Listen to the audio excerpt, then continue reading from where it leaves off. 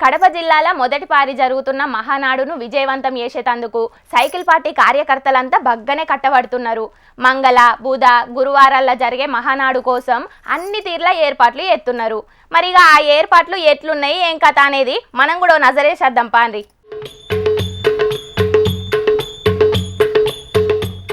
రాజైన తల్లి కొడుకే అన్నట్టు రాష్ట్రానికి మంత్రి అయిన పార్టీకి మాత్రం కార్యకర్తే కాబట్టి మంత్రి నిమ్మల రామానాయుడు సారు ఇట్లా స్వయంగా పారబట్టి మరి మట్టి పనులు దగ్గరుండి చేసిండు. మొన్నటిదాకా వాతావరణం మంచిగానే ఉన్నది గాని ఉన్నట్టుండి ఇప్పుడు వర్షాలు పడుతున్నాయి కదా, ఇక వర్షాలు చేయంగా వరద నీళ్లు స్టేజ్ దగ్గరకు వచ్చేటాలకు మళ్ళా అట్లా రాకుండా జేసీబీలతోని కాలువదవి మట్టితోని ఇట్లా కట్ట పోసిండ్రు.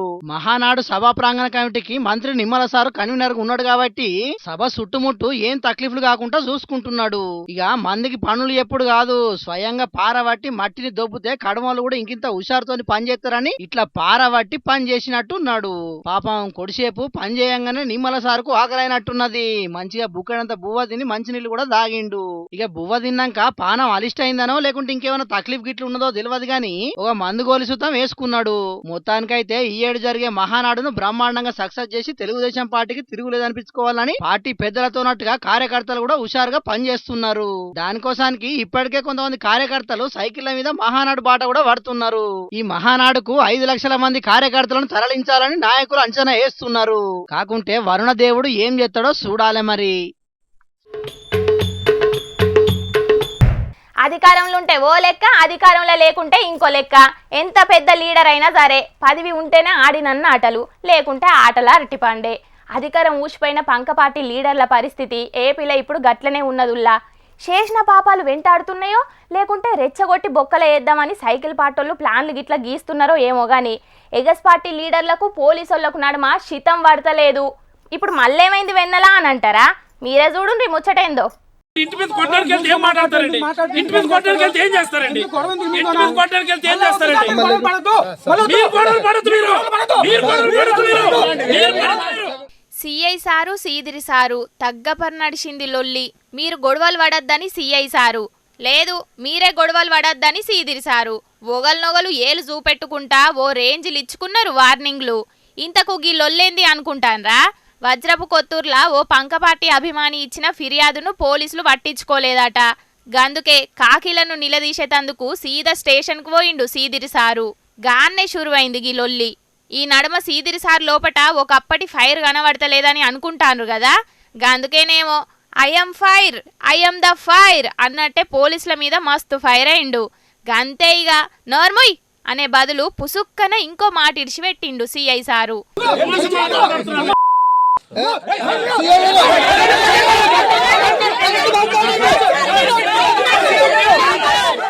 గా బీప్ సప్పుడెనక ఎవ్వలినకూడని పెద్ద బూతే ఉన్నదుల్లో.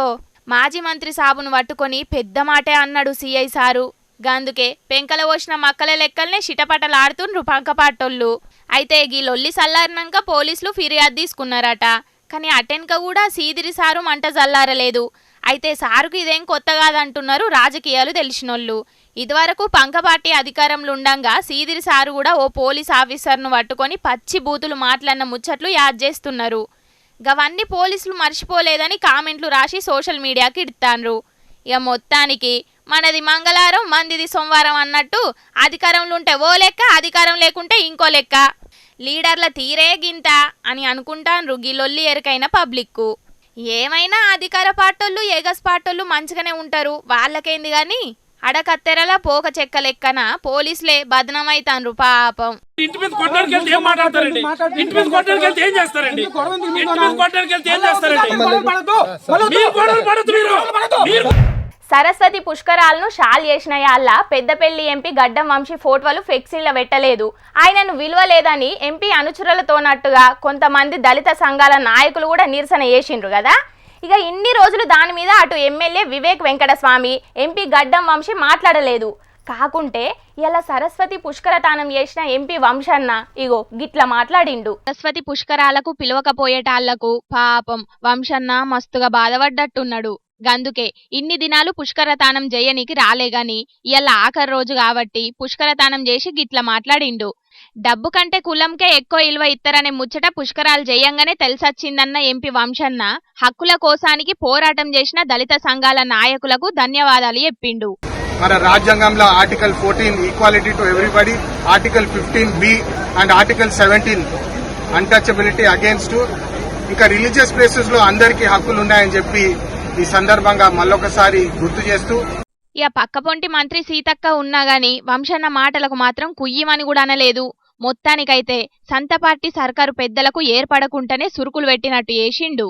రాజ్యాంగం ఇచ్చిన హక్కులను ప్రతొక్కరు వాడుకోవాలని చెప్పిండు గాని పుష్కరాళ్ళయాళ్ళ ప్రోటోకాల్ పాటించకుండా చేసిన అవమానం మీద లోక్సభ స్పీకర్ సార్కు ఫిర్యాదు పెట్టే ఛాన్స్ ఉన్నా కూడా కడుపుల పేగులు చింపుకుంటే కాళ్ల మీద పడతాయన్నట్టు సంత పార్టీ సర్కారే ఇక్కడ అధికారంలో ఉన్నది కాబట్టి ఫిర్యాదు పెడితే పార్టీకి ప్రభుత్వానికి బదనం వత్తది కాబట్టి ఆ పని మాత్రం చెయ్యలేదని అంటున్నారు ఈ ముచ్చట తెలిసినోళ్ళు. డబ్బున్నోళ్ళు ఏ కులంలున్నా మర్యాదలు దక్కుతాయని అంటారు గాని మోక మీద మాత్రం కథ అలాగున్నది.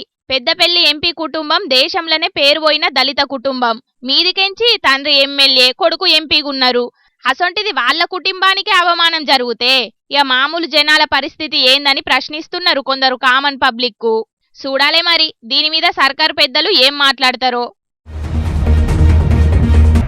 కేసీఆర్ దేవుడు కాకుంటే కేసీఆర్ చుట్టూ కొన్ని దయ్యాలున్నాయన్న ఎమ్మెల్సీ కవితక్క మాటలతోని పెద్ద రచనే నడిచింది తెలంగాణ రాజకీయాల్లో. ఇక ఇది ఇట్లుంటే ఇప్పుడు అదే మాట కేసీఆర్ దేవుడు అని ఇంకో లీడర్ కూడా అన్నాడు. మరి ఎవలా లీడరు, ఎందుకు ఆ మాట అన్నాడు, ఏం కథ పురా అరుచుకొని రాపోండి. నాకు కేసీఆర్ నష్టం చేశాడా? కేసీఆర్ దేవుడు అని చెప్పినాం, కేసీఆర్ దేవుడు అని చెప్పినాం. కాంగ్రెస్ లో చేరినాడు, స్టేజ్ మీద చెప్పిన కేసీఆర్ ఇక్కడ చాలా అభివృద్ధి చేశాడు, ఆయన పదాభివందనం అని చెప్పి మీటింగ్ లో చెప్పిన. సిర్పూర్ కాగజ్ నగర్ మాజీ ఎమ్మెల్యే కోనేరు కోనప్ప మాటలు విన్నారు కదా. కేసీఆర్ దేవుడు, ఆయనే మా ప్రాంతాన్ని మస్తు అభివృద్ధి చేసిండు. కేసీఆర్ కు పాదాభివందనం అని కూడా కాంగ్రెస్ పార్టీలో ఏరిన రోజే చెప్పిండట.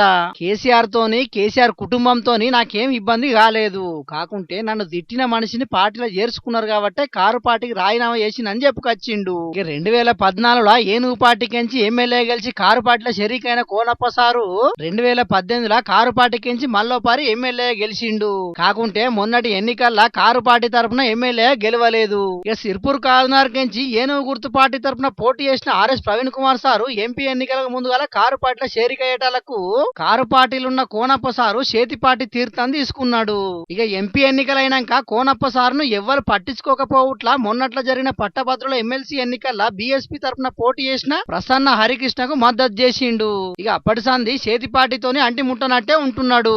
ఇక కార్యకర్తలు అభిమానుల లోపల భరోసా నింపేందుకు కోనేరు అభిమానుల ఆత్మీయ సమావేశం పెట్టి మళ్ళా కాంగ్రెస్ పార్టీలకు కారు పార్టీలకు మాత్రం పోయేది లేదని క్లారిటీ ఇచ్చిండు. కాకుంటే కేసీఆర్ అంటే మాత్రం ఇప్పటి సుతం అభిమానం ఉన్నదని చెప్పుకొచ్చిండు. మొత్తానికైతే ప్రతిపక్ష నాయకుడు సుతం కేసీఆర్ దేవుడు అని అనేటాలకు ఇప్పుడు పెద్ద చర్చనే అవుతున్నది.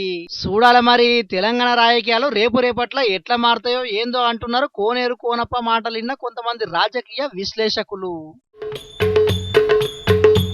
హా పబ్లిక్, ఇప్పుడు మా రాముల తాత చేయాల కదా, మరి మూతవారి ఏం చేస్తున్నాడో పిలుద్దాం పాండ్రి. ఓ తాత ఏం చేస్తున్నావే? పారి పారి అరే పార్రా పార్రా అగో చూడు మబ్బు ఎట్లా వచ్చి పాడైతుందో. ఆయనతో 4 చిలుకలు తప్పడ పడ్డది అనుకో, 6 కాలం కట్టపడిందంతా గంగ పాలవుతుంది. రారి ఆయన ఆడి పట్టాడు ఎంతసేపు నడతావురా జల్జ నాడు ఆగరాదా ఇలా నీకు పని చేసి రేపు ఇంట్లో నేను. అరే అలకదా కూడా నువ్వు ఇవాళ కూలికత్తా అని నిన్న 500 రూపాయలు అడుక్కొని పోయి పొక్కవాళ్ళుగా పోసినావా? మరి నడువు రాయించడం ఆగరాదు సాగరాదు అని దీర్ఘాలు తీస్తాడు కదరా నీ లేక. నడువు 9 నెలల గర్భవతి నడిచినట్టు నడతాడు. పా నడువురి పని ఉన్నది రాయించడం ఇవాళ చేసి రేపు బండనా అని అంటా నేనే మొగోడు. ఏతులకే ఉన్నావు పోకిలు చేసుకుంటా. చీచి, మా ముసలోనికి ఎప్పుడు చూడు పంచాదులే కావాలమ్మా. ఓ తాత గా సమ్మాల్ మామతోని ఏందే నీ పంచాది? ఓ తాత ఆ సమ్మానతోని పంచాయతీ అయింది కానీ మీ మనవరాలు పిలుస్తాను చూడు. ఆ మనవరాలు తోక మట్టలు అని అందరు వచ్చి మాట్లాడతారు, కానీ ఎవతన ఇటు మొక్కన వచ్చిందా? నాకు కట్టం వచ్చిందని అంటే ఎవతన వచ్చి ఇటు మొక్కన చూసిందా? మనవరాలు తోక మట్టలు పండుగలు పబ్బాలు వచ్చినాయి అంటే నాకు 10 ఇవ్వవా 20 ఇవ్వవా అని చేతులు చాపి అడుకొని అవతల పడతారు. వీళ్ళు నోళ్ళ మనుగొట్ట నడువురి గదంతో చేయింది మనకు గడి. ఏం పెట్టినవయ్యా నీ పెట్టుడు సెట్లా చేయరా? ఎప్పుడు చూడు మంది చూడంగా పెట్టినో అని ఉన్నదంతా మాకే పెట్టినట్టు బదనాం చేస్తున్నావు. అంతే నానే నువ్వు వచ్చికనే అంతెత్తు దాని ఆయన ఆనే వగలాడి నేను బతిచ్చిన 2 ఎకరాల చెలకను చేతగాక నీ అయ్యవ అమ్ముకొని అవతల పడింది. ఇవాళ నువ్వేం బతిచ్చినావు అని బాగా నీతులు నిలుగుతావేందే? నీ మంది కొంపలు ముంచే ముఖంలో మొరం కొట్ట నేనేం ఇయ్యలేదా మీకు నేనేం పెట్టలేదా మీకు ముసలాడా మీ తాత మనవరాల పంచాయతీ ఇప్పుడు ఆ చచ్చిన పని ఏమన్నా చేసేది ఉందా? గా ముసలానికి ఏం పని అన్నా ఎప్పుడు చూడు మాతోని పంచాదులు గొలుసుకునుడే కావాలి. అదే బుజ్జి ఓకే వదులుతావు నీ వార్తలు నువ్వు చదువుకోరాదు ఏం లేదు తాత అసలు కంకులు ఎత్తుండే లేదా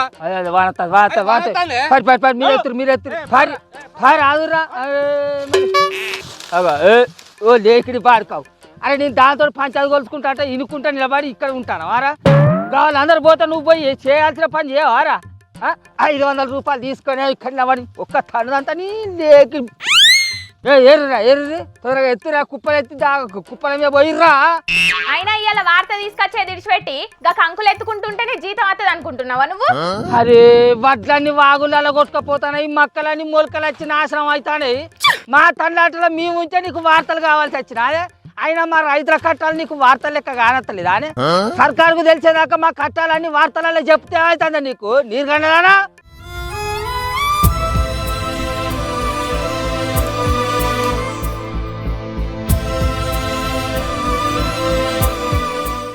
అవును నిజమేనే తాత, అధికారుల నిర్లక్ష్యం చేయబట్టే మా వడ్లను యాళ్ళ గొనక గిట్ల వానలకు నాని మొలకెత్తుతున్నాయని చాలా దిక్కుల చాలా మంది రైతులు రోడ్ల మీద కూర్చొని ధర్నాలు చేస్తున్నారే. బార్దాన్ బత్తాలు గతికి లేక ఒక దిక్కు, బార్దాన్ బత్తాలు ఉన్నా ఆ బత్తాలు నింపినా కూడా కొనలేక ఒక దిక్కు, కళ్ళాల మీద పర్దాలు కప్పుకున్నందుకు గతికి లేక రైతులు పడిగాపులు కాస్తా అంటే కళ్ళాల కాడ అసలు ఈ సర్కారుకు కనబడతలేదా? ఒకవేళ కనబడ్డా కూడా పట్టించుకుంటలేదా?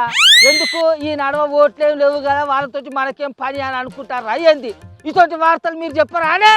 ఏమోనే తాత, పంట వండక నష్టపోయిన రైతులు మమ్మల్ని ఆదుకోవాలి అని ధర్నాలు చేయంగా చూసినాం కానీ పండించిన పంటను కొనుండ్రయ్యా అని రైతులు రోడ్ల మీదకి వచ్చి ధర్నా చేసే పరిస్థితి వస్తుందని నేనైతే ఎన్నడూ అనుకోలేదే తాత. అగో గట్లనే మొలికెత్తిన మా వడ్లను సర్కారు కొనాలి అని రంగారెడ్డి జిల్లా కల్వకుర్తిలో మా రైతన్నలు తువ్వ మీద కూర్చొని ధర్నా చేస్తా పోలీసు సార్లు వచ్చి కుక్కలు కదా ఈడ్చుకపోయినట్టే ఈడ్చుకపోయి పక్కకి ఎత్తేస్తారు అని అంటున్నాం. ఇదేనా పద్ధతి? మరి మీ బాధ ఏంది, మీ కథ ఏంది అని ఒక్క నాయకుడు వచ్చి అరుచుకున్నది లేదు, ఏం లేదు. మరి ఇది ఏం పద్ధతి అన్నట్టు సర్కారుది? ఇది ధర్మమేనా? ఇది న్యాయమేనా? అడగరు అసలు అడుగు.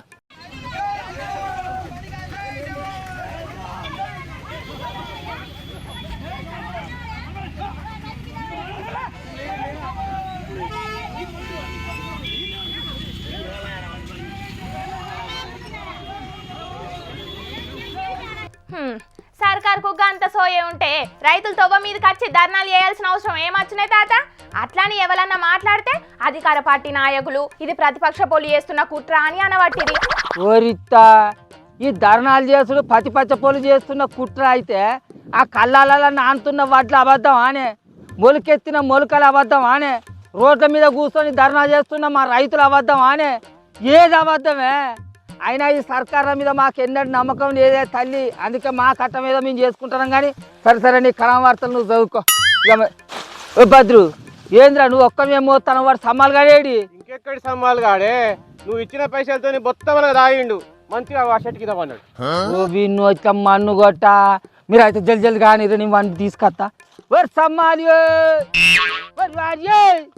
అరే వరి సమ్మాలిగా వరి వారి అరే రే పాడుకోండే నువ్వు బొత్తవాళ్ళు కదా ఆగా చేయడమన్నావురా? నువ్వు ఇక్కడ పంచిన పని ఏం కావాలనుకున్నావురా? పనా 5 నిమిషాల్లో చెప్తా కానీ ఇంకో కోటి పైసలు లేకపోతే చెప్పదుకోకుంటున్నాను. అంటే ఇప్పుడు ఇచ్చిన కోటి పైసలు అయిపోయినాయి, మళ్ళీ కోటి పైసలు. నువ్వు మంచి వాడిని బతుకుతాను అవురా? చూసిండ్రా అనుల్లా రైతుల గోసలు ఎట్లున్నాయో? వర్షాలు ఏయంగా పాపం రైతుల పరిస్థితి అధ్వానంగా అయింది. అటు సర్కారు కూడా రైతుల గోసలు పట్టించుకోకపోయే వరకు రైతుల అవస్థలు ఇంకా పెరుగుతున్నాయి. ఏ ఊళ్ళో చూసినా తడిసిన ధాన్యం మొలికెత్తిన వడ్లు అన్నట్టే పరిస్థితి. జర ఇప్పటికైనా సర్కారు పెద్దలు ఆలోచన చేసి జల్దిన తడిసిన వడ్లను మక్కలను కూడా కొనుగోలు చేసి రైతులను ఆదుకోవాలని అందరు అంటున్నారు. ఆపరేషన్ సింధూర్ ముచ్చట్ల మీద షెయి పట్టోళ్ళ అరుసుకునుడు చిన్నగా లేదుల్లా. ప్రధాని మోదీ సారు మైకుల ముంగటికొచ్చి ముచ్చట్లన్నీ పూసగుచ్చినట్టు చెప్పేదాకా తగ్గేటట్టు లేరు. ఇటు షెయి పార్టీ లీడర్ల ప్రశ్నించుడు ఆగేటట్టు లేదు. అటు ప్రధాని మోదీ సారు మౌనం వీడేటట్టు కూడా లేడు. అందుకనేమో జీవిడిచిన ఇందిరమ్మను పట్టుకొచ్చిండ్రు. గట్లెట్లా వీలైతుంది వెన్నెలా అని అంటారా? అయితే మీరే చూడుండ్రి ఎట్లున్నదో షేయిపాటోళ్ళ తమాషా. नरेंद्र युद्ध का एक नियम होता है, युद्ध अधूरे नहीं छोड़े जाते, दुश्मन के घर में घुसकर दुश्मन को मारकर आते हैं। మాజీ ప్రధాని ఇందిరమ్మ ఇప్పటి ప్రధాని మోడీ సారు ఇద్దరు ఎన్నడు కలిసిరని అనుకునేరు. సెంటర్ చెయ్యి పాటోల ఇకమాతకి ఇది. ఆపరేషన్ సింధూర్ మీద మోడీ సార్ తోని ముచ్చట పెట్టినట్టు ఏఐ టెక్నాలజీని వీడియో చేసి ఇడిసిరు సోషల్ మీడియాలా. ఇంతకు ముచ్చటేంటిదంటారా? 1971 పాకిస్తాన్ తోని యుద్ధం జరిగిన ముచ్చట తెలుసు కదా. గప్పట్ల నేనెట్లా కొట్లాడినా మొన్నటి ఆపరేషన్ సింధూర్ లో నువ్వెట్లా కొట్లాడినావని మోడీ సార్ ను కడిగి పారేసినట్టే గీతీరుగా కథలల్లిరు కాంగ్రెస్ వాళ్ళు. ఇందిరమ్మ మాటలకు ఆఖరణ మోడీ సారు ఏడ్చినట్టు కూడా చూపెట్టిండ్రు.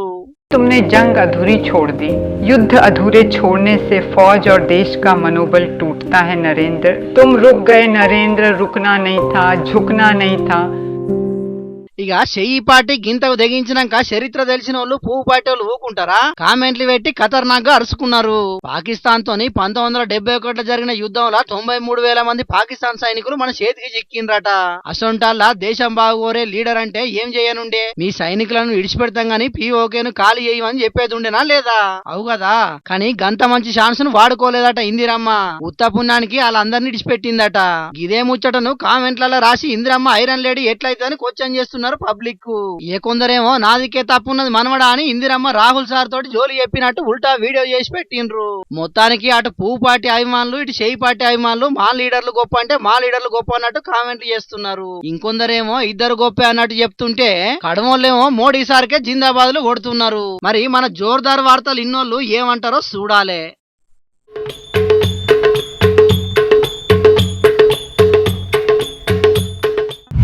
ఆనకాలం షురువు కాక మునిపే వానలు దంచి కొడుతున్నాయి. ఇవాళ ఢిల్లీలో కొట్టిన ఆనలకైతే ఇందిరాగాంధీ విమానాల డిపో కాడ మొత్తం ఆగమాగమైందుల్లా. ఇగో చూసిండ్రా, ఏదో సునామీ వచ్చినట్టే నీళ్ళన్నీ మీదికెట్లా ఉరుకుతున్నాయో. మొదటి టెర్మినల్ కాడ పైకప్పు ఊలిపోయే వరకు ఆడున్నోళ్ళందరూ మస్తుగా గుబులు పడ్డారు. ఇక కూలిన పైకప్పు వేయబట్టి ఆడ పార్కింగ్ చేసిన కార్లు సుతం బగ్గనే డ్యామేజ్ అయినాయట. ఉరుములు మెరుపులతోని వాన బగ్గనే కొట్టే వరకు కొన్ని విమానాలను కూడా రద్దు చేసిండ్రట ఆఫీసర్లు. ఇక కూలిన మొదటి టెర్మినల్ దిక్కు ఎవ్వల్ని పోనీయకుండా అలర్ట్ చేసిండ్రు ఆడున్న ఆఫీసర్లు. ఇక ముచ్చటిట్లుంటే అటు బొంబాయిలో కొట్టిన ఆనలకు రోడ్లే కాదు వరద నీళ్లతోని ఆడాడ కొన్ని రైల్వే స్టేషన్లు సుతం షెర్లైనాయి.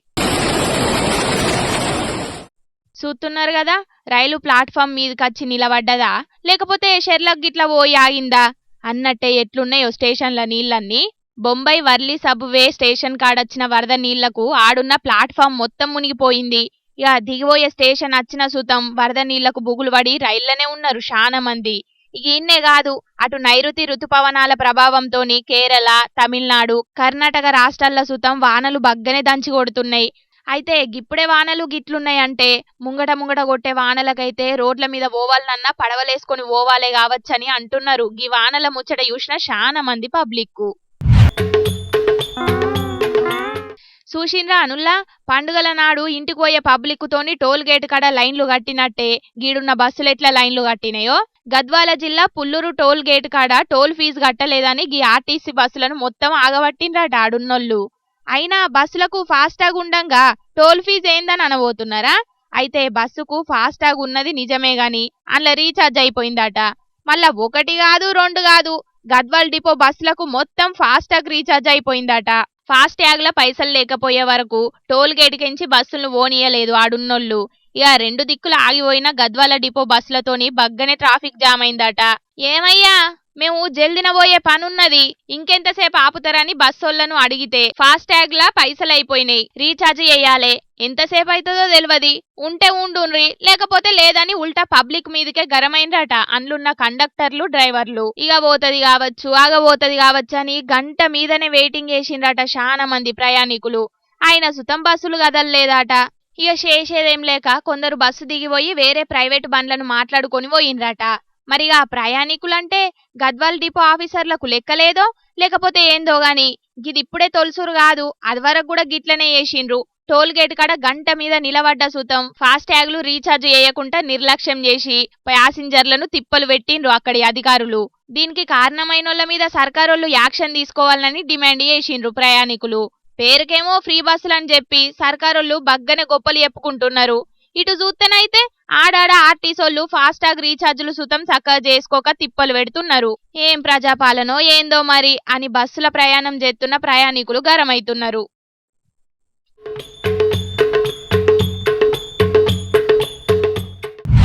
పబ్లిక్ తెచ్చిన కాడికి ముచ్చట్లన్నీ చెప్పేసిన. ఎట్లున్నాయిల్లా మస్తు మస్తుగున్నాయిలే.